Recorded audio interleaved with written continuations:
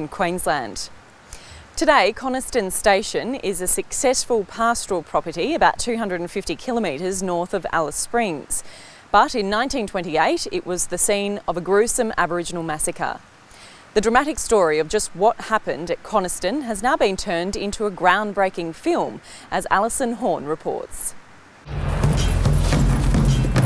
The gunman hadn't gone far when Murray saw a mob camped in the creek bed. It's a shameful chapter in the nation's history that forever changed the course of Indigenous life in Central Australia. Put down your weapon in the name of the King. There was a certain amount of galloping up to shooting people, and there were surprise attacks at dawn. The massacre of dozens of Aboriginal people on Coniston Station by police and vigilantes has haunted this region for more than 80 years. It's a story that looms large in the hearts of the Warlpiri people and the broader Warlpiri nation, and so it's a story that they've been wanting to tell for a long time. Now the descendants of the people killed at Coniston have shared their history in a feature film. I think the film will be an acknowledgement that it happened, and it will be a document that people will be able to see right across the country on national television. The dramatic tale unfolds against the backdrop of one of the worst droughts in Central Australia's history. A scarcity of water forced Aboriginal people into competition with white settlers and their cattle around the region's few surviving waterholes. It was at one of these natural soaks that Aboriginal man Bullfrog Japananka killed a white dingo trapper named Fred Brooks. I think that old man's been humpback around. And that old Bullfrog went along with the spear right through from back to the, it's been come out through the heart. Many historians believe Brooks' relationship with Bullfrog's wife was at the heart of their fatal dispute. Freddie Brooks, even though it was denied at the time and later on, I don't think anyone has much doubt now that he had a woman living with him who wasn't coming home. Word of Brooks' murder made its way to Alice Springs, and former light horseman Police Constable George Murray was sent to investigate. I think it kind of triggered off a general feeling that almost we've been waiting for something like this to happen. Right, boys, to arms. Let's get a mounted party together. And the police authority told Mr. Murray to go and arrest the culprits. Over the coming months, the policeman led a horseback shooting rampage, killing dozens of Aboriginal people, including women and children.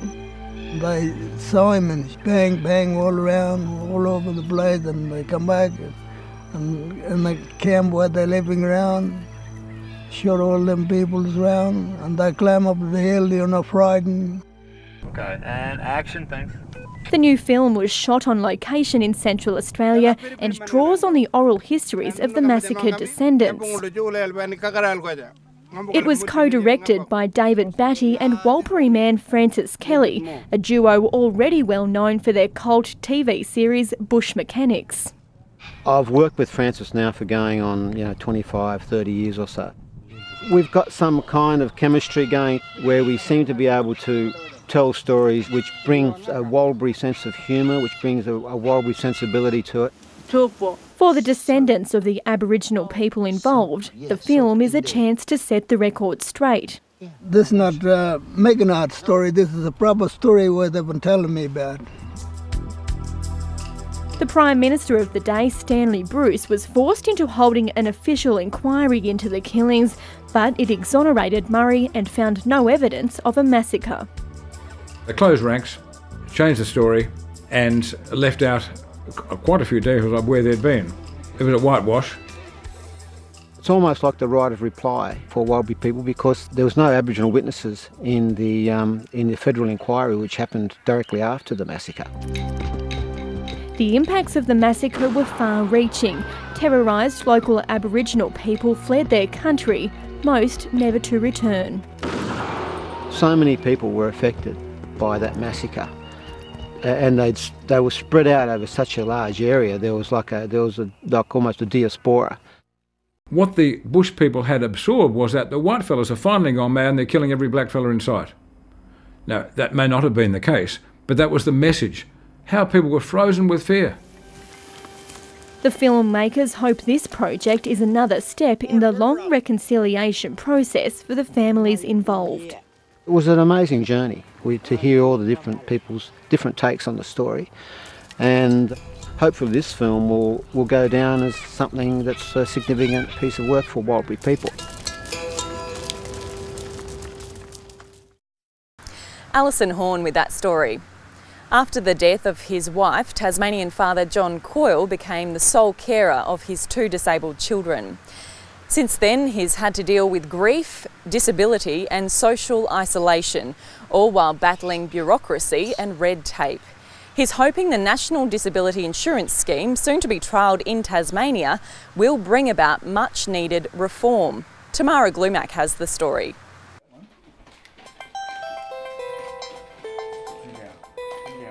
John Coyle is no ordinary father.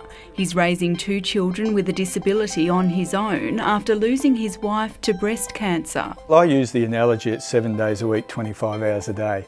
That's how it feels to me sometimes. 18-year-old Bridget was born with missing pieces of chromosomes and 16-year-old Riley has autism.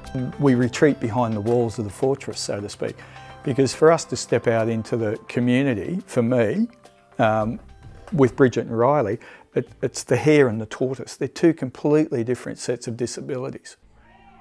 As a full-time carer, John Coyle is unable to work. He relies on Centrelink but says he's often bogged down by repetitive paperwork. I am totally dependent on the system in all its forms. That's embarrassing. I'm embarrassed to say it, but I've got no option. So when you have to negotiate the bureaucracy that's involved at a federal and a state level, it wears you down. After the death of his wife in 2005, Mr Coyle received 63 letters from Centrelink in the space of 2 weeks. When she died, nobody would correlate me caring for her and the fact that I was caring for the kids, and I then had to go through all the reproving, all the intellectual, all the disability proving, identity proving. I had payments cut, I had payments reinstated, forms set out incorrectly. Recently, his children turned 16 and 18, which meant another mountain of paperwork. It takes me away from the children and having to deal with the bureaucracies. You've got to answer the same questions repetitively to have their level of disability reaffirmed. And that means taking them out of school, taking them to the doctor, to have him tick a box that's already been ticked many times before. Mr Coyle has written to the federal government calling for the establishment of a national disability register to store that information. It's all inextricably linked. Your health and allied services for therapies, your income stream, your support and respite, your education, your transport. They're all one big package and for someone, a 16-year-old autistic boy, to try and navigate that, it's unrealistic. So to me, a package deal, case managed, would be a far better outcome for everyone. Ready? The Association for Children with a Disability has backed the idea, saying it would provide much needed relief for carers. President Cherie Hill knows the system firsthand. She has a 21-year-old son with cerebral palsy. It's frustrating for parents, as I said, when you're repeating it time and time again. So if it's all there, if you've seen it, and most parents will not argue or get frustrated if they're told, okay, well, we're going to give you a 22-page booklet and we're really, really sorry, but this will be the last time you fill this in.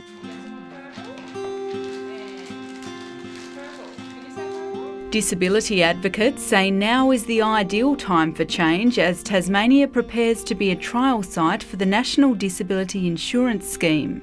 The NDIS I see is a golden opportunity to, as they put it on their sticker, revolutionise disability services. Get it right for now and into the future. Change the bureaucracies and change the difficult course you have to navigate into a much easier way of going about it. Already there's concern there'll be more paperwork. A lot of families are thinking, oh, we're going to have to fill out more. What are we going to have to do? Will there be another layer of bureaucracy that we've got to deal with? The Association for Children with a Disability is doing its own research, surveying hundreds of Tasmanian families and carers on what they want from the NDIS. And we can then take it back to the NDIS and say, well, look, this is what the families have said their needs are.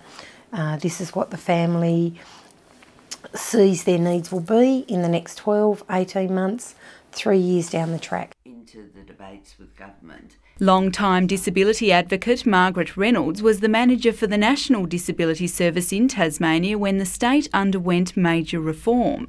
In 2010, the state government outsourced its disability services to the private sector, creating a single entry point for advice and support. They have recognised that and cut back in terms of some of their bureaucratic procedures, so there is just that one-stop shop. Now we've got to ensure that that happens at the national level.